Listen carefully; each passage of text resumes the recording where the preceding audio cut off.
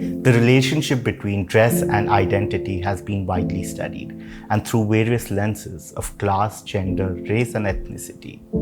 While clothing can function as a form of self-expression, at times it has also been inscribed with social messaging that define the time and place of its creation.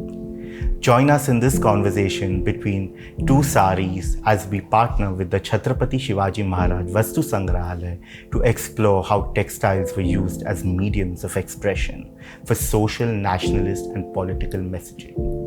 Today we look at a sari from the CSMVS collection that was gifted to the museum in 1998 by Kalpana Vora. It holds two narratives, each as interesting as the other. The first one is a more personal story. This sari belonged to Kalpana Vora's mother, Shushila Vora, who had received this sari as a wedding gift from her mother in 1948. It is an heirloom with a very personal connection. On this side, we have a brocade sari from Matt's collection that is from North India and was possibly worn by women for a special occasion, given that it is brocade and has a gold and silver zari. When we look closely, we see motifs of peacocks and parrots that were woven on the pallu and the body of the sari. The design on the border of the pallu is additionally composed with pomegranate, flower and leaf motifs. The green circular designs on the peacock's feathers, as well as the green detail on the beetle leaves, give us a visual effect of meenakari or enamel work.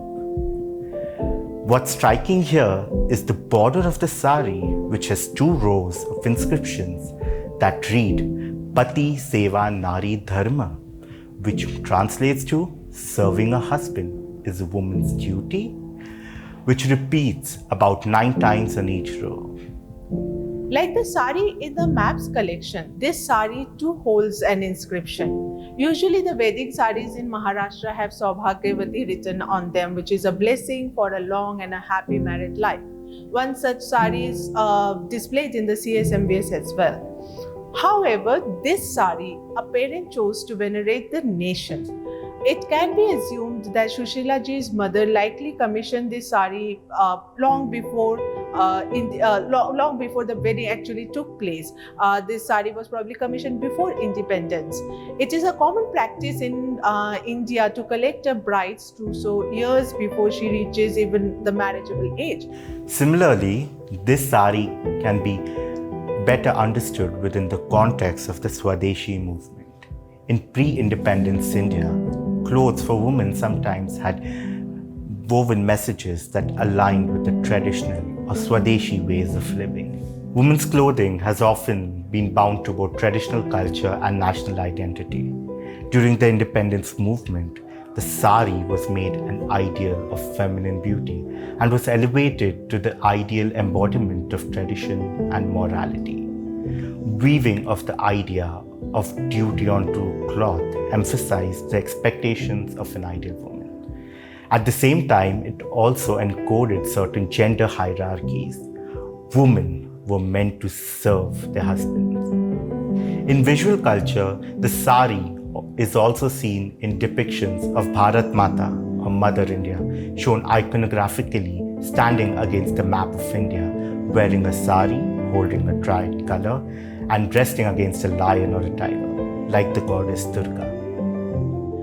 The sari expresses not just a parent's blessings, but also stirs a feeling of patriotism in its wearer, in its owner. The slogan Vande Mataram is woven in green and maroon resham silk thread along the borders, and there are also star-shaped booties. The star-shaped booties are scattered all over the ground in silver and golden zari. This revolutionary song was written by Bankim Chandra Chhatrapati in the 1880s and became the national song of India in 1950. Some scholars viewed the opulence of women's clothing as a submission to fashion and consumerism, while others saw it as an as empowering. The sari played an important role in the socio-cultural politics and nation building of the country. And as we see, it was also used as a medium to encode messages that cemented social and gender hierarchies. Today, this piece of garment continues to emerge in many forms, with its revival and innovations happening in concert in the way it is weaved and also in the way it is draped.